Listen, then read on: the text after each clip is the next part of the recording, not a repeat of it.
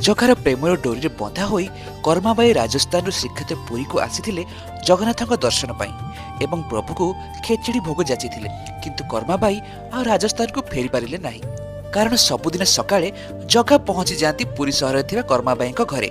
मां कर्माबाई मो खेचड़ी प्रस्तुत तो हलो मो जगा तू बसी जा मु गरमा गरम परोसुची।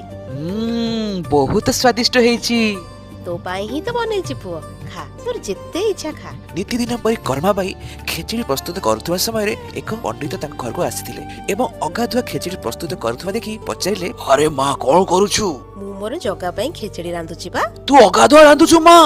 एहा तो महापाप, प्रभु क्रोध करिवे। सतरे हौ एबठारु मु स्नान करिकि ही खेचड़ी रांधि। मां मु आसी गली। जगा टिके रहि जा खेचड़ी चुली रे बसची मु आज स्नान करिकि रांधुची तो सेथि पई टिके विलंब होई गेल। हौ मां नेरे जगा तो